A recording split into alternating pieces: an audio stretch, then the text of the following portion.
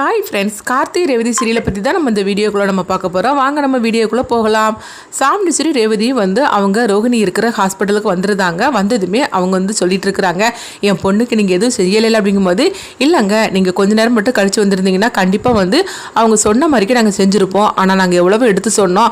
அவங்க தான் என் அம்மாவோட உயிருக்கு ஆபத்து இருக்குது என் குழந்தையால் அப்படின்னு சொல்லிட்டாங்க. அதனால தான் நாங்களும் செய்கிறதுக்கு சம்மந்தம் சொன்னோம் அப்படிங்கவும் இப்படி சொன்னதுமே உடனே சாமுண்டீஸ்வரி அவங்களுக்கு ரொம்பவே நன்றி சொல்கிறாங்க. அடுத்ததாக பார்த்தோம்னா, என் பொண்ணு கண்முழிக்காமல் இருக்கிறாள் அப்படிங்கும்போது, இல்லை அவங்களுக்கு இந்த மாதிரிக்கு ஒரு இன்ஜெக்ஷன் போட்டனால தான் அவங்க கண்முழிக்கிறாமல் இருக்கிறாங்க. இன்னொரு இன்ஜெக்ஷன் போட்டோம்னா அவங்க கண்முழிச்சிருவாங்க அப்படின்னு சொல்லவும், நீங்கள் கொஞ்சம் வெளியே வெயிட் பண்ணுங்க அப்படிங்கும்போது உடனே சாமுண்டீஸ்வரி ரேவதி வெளியே வராங்க. அடுத்தது பார்த்தோம்னா ரேவதி அவங்க கார்த்திக்கு ஃபோன் பண்ணி, அக்கா இருக்கிற ஹாஸ்பிட்டலில் நாங்கள் கண்டுபிடிச்சாச்சு அப்படிங்கிறாங்க. என்னாச்சு அப்படின்னு சொல்லி கேட்கும்போது, நம்ம சந்தேகப்பட்ட மாதிரிக்கே அக்கா இந்த மாதிரிக்கு ஒரு முடிவு தான் எடுக்க வந்திருக்கிறா. நல்ல வேலையை கரெக்டான நேரத்துக்கு நாங்கள் போயிட்டோம்.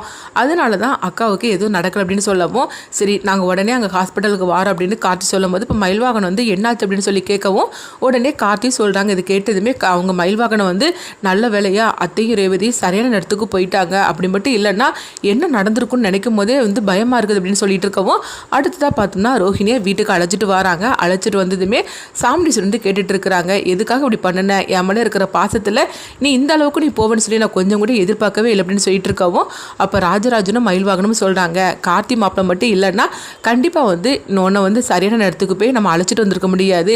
இதுக்கு அவர் தான் காரணம் அப்படின்னு சொல்லிட்டு இருக்கவும், இது கெட்டதுமே ரோஹிணி அவருக்கு ரொம்பவே தேங்க்ஸ் சொல்கிறாங்க. அடுத்தது அங்கே பார்த்தோம்னா அவங்க ரோஹிணி கிட்ட சரி நீ கொஞ்சம் ரெஸ்ட் எடு அப்படின்னு சாமுண்டீஸ்வரி சொல்லவும், ரோஹிணி சரின்னு சொல்லிட்டு போகிறாங்க. அப்போ இங்கே பார்த்தோம்னா ரேவதி நல்லா தூங்கிட்டு இருக்கும்போது, அப்போ திடீர்னு அவங்களுக்கு ஒரு கெட்ட கனவு வருது. அதில் என்ன நடந்ததுன்னு பார்த்தோம்னா, அவங்க சாமுண்டீஸ்வரி கார்த்தியை அவங்க அந்த பொருளை வச்சு ஷூட் பண்ணுறாங்க. இதனால பார்த்தோம்னா கார்த்தி அப்படியே கீழே விழுந்துடவும், இதனால் பயந்துக்கிட்டு ரேவதி அப்படியே முழிச்சிருந்தாங்க. முழிச்சதுமே பார்க்குறாங்க, ஐயோன்னு சொல்லிட்டு கத்திக்கிட்டு பார்க்கும்போது, ஐயோ இதெல்லாம் கனவு கண்டிருக்கோமா, என்னது நம்மளுக்கு இந்த மாதிரிக்கு ஒரு கெட்ட கனவு வந்திருக்குற அப்படின்னு சொல்லிட்டு இருக்கவும், அப்போ மணியை பார்க்குறாங்க. மணி பார்த்தோம்னா விடிய காலையில் 5 மணியாக இருக்குது. இது என்னது விடிய காலையில் இந்த மாதிரிக்கு ஒரு கனவு வந்திருக்குது, விடிய காலையில் கனவு வந்தாக்கி பழிக்குன்னு சொல்லிட்டு இருப்பாங்களே அப்படின்னு சொல்லிட்டு அவங்க பயத்தோட நம்ம போய் கார்த்தியை பார்த்துட்டு வரலாம் அப்படின்னு சொல்லிட்டு ரேவதி பார்த்தோம்னா கார்த்தியை பார்க்கறதுக்காக வராங்க. கார்த்தி இப்போ ரூமில் நல்லா தூங்கிட்டு இருக்கவும், அப்போ ரேவதி கார்த்தியை எழுப்புறாங்க. உடனே கார்த்தி என்ன ரேவதி என்னாச்சு அப்படின்னு சொல்லி கேட்டுட்டு இருக்கவும், இங்கே பாரு உனக்கு ஒன்றும் பிரச்சனை இல்லை அப்படின்னு சொல்லிட்டு இருக்கும்போதே, என்ன பிரச்சனை எனக்கு அப்படிலாம் ஒன்றும் இல்லை அப்படிங்கும்போது, இல்லை நான் ஒரு கெட்ட கனவு கண்டு அப்படிங்கிறாங்க. என்னாச்சு அப்படின்னு சொல்லி கேட்டுட்டு இருக்கவும், இல்லை நான் அதை சொல்லவா வேண்டாவான்னு எனக்கே தெரியல அப்படிங்கும்போது, இங்கே பாரு என்ன எனக்கு ஏதாவது ஆபத்து வரும்னு சொல்லி நினச்சியா, அதுவும் உங்கள் அம்மாவால் அப்படின்னு சொல்லும் போது, அது எப்படி உனக்கு தெரியும் அப்படின்னு சொல்லிட்டு இருக்கும்போது, ஆமாம் இதை தவிர வேற என்ன நினச்சிருப்ப, எனக்கு ஏதாவது பிரச்சனைனா அது உங்கள் அம்மாவில் தான் வரும்னு சொல்லிட்டு அப்படியே நினச்சிட்டு இருந்திருப்பேன். அதனால தான் இந்த மாதிரிக்கு ஒரு கனவு வந்திருக்கு அப்படிங்கவும், உடனே ரேவதி அழுதுகிட்டே சொல்கிறாங்க, இங்கே பாரு கார்த்தி, ஆமாம் நீ சொன்னதெல்லாம் உண்மைதான். அம்மா அந்த பொருளை வச்சு உன்னை ஷூட் பண்ணுற மாதிரிக்கு ஒரு கனவு வந்துச்சுது. அதை பார்த்ததுமே எனக்கு ரொம்ப பயந்துட்டேன். அதுவும் விடிய காலையில் 5 மணிக்கு கனவு கண்டாய்க்கு பழிக்குன்னு சொல்லுவாங்களே, அது நினைக்கும் போது எனக்கு பயமாக இருக்குது அப்படின்னு சொல்லிட்டு இருக்கவும், இது கெட்டதுமே கார்த்தி சொல்கிறாங்க, இங்கே பாரு இதெல்லாம் வெறும் கனவு தான், அப்படிலாம் எதுவும் நடக்காது. நீ எதுக்காக தேவையில்லாம உன் மனசை போட்டு இப்படிலாம் குழப்பத்தில் இருந்துட்டு இருக்கிற, நீ நல்லா படுத்து போய் தூங்கு, கொஞ்சம் தண்ணியை குடிச்சிட்டு அப்படிங்கவும், ஆனாலும் ரேவதிக்கு பயந்துக்கிட்டே இருக்கிறாங்க. இங்கே பாரு இன்னைக்கு நான் உன் கூட படுத்துக்கிட்டுமா அப்படிங்கும்போது, ஏன் ரேவதி அப்படிலாம் எனக்கு ஒரு பிரச்சனையும் கிடையாது, நான் சொல்றது கேளு அப்படிங்கும்போது, இல்லை இல்லை நான் உன் பக்கத்தில் தான் படுப்பு அப்படின்னு சொல்லிட்டு இருக்கவும், அப்போ காத்து சொல்கிறாங்க, என்னது சின்ன பிள்ளை மாதிரிக்கு நீ பேசிட்டு இருக்கிற, எனக்கு ஒன்றும் ஆகாதுமா அப்படின்னு சொல்லிட்டு இருக்கவும், ஆனாலும் ரேவதி பயத்தோடு இருந்துட்டு இருக்கிறாங்க.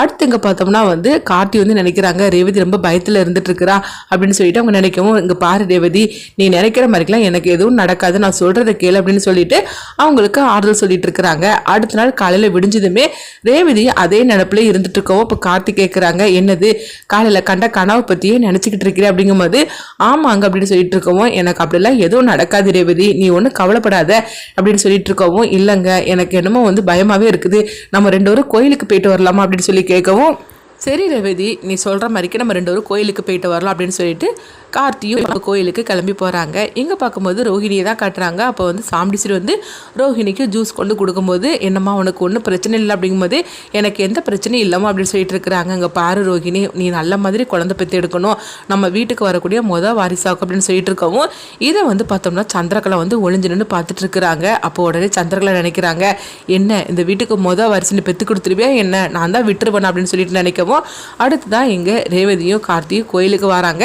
அப்போ ரேவதி பார்த்தோம்னா கார்த்தி பேரில் வந்து அவங்க அர்ச்சனை பண்ண கொடுக்கவும் ஆனாலும் ரேவதி வந்து ஒரு வித பதட்டத்தோடையே வந்து சாமிக்கிட்ட வேண்டிட்டு இருக்கிறாங்க. என் புருஷனுக்கு எதுவும் நடந்துடக்கூடாது, அதுவும் எங்கள் அம்மா கையாலேயே வந்து இந்த மாதிரிக்கு வந்து நடக்கிற மாதிரிக்கு நான் கனவு கண்டேன், அப்படிலாம் எதுவுமே நடந்துடக்கூடாது கடவுளே அப்படின்னு சொல்லிட்டு அவங்க சாமிக்கிட்ட வேண்டிட்டு இருக்கிறாங்க. அப்போ வந்து கார்த்தி சொல்கிறாங்க, அங்கே பாரு ரேவதி, தேவையில்லாமல் நீ இந்த மாதிரிலாம் பயந்துட்டு இருக்காத, எனக்கு எதுவும் ஆகாது, நான் சொல்கிறது கேள் அப்படின்னு ரேவதி கிட்ட அவங்க எவ்வளவோ எடுத்து சொல்கிறாங்க. ஆனாலும் ரேவதி பயந்துட்டே இருக்கிறாங்க.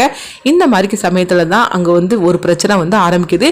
அது என்ன பிரச்சனை சொல்லிட்டு வெயிட் பண்ணி பார்க்கலாம்.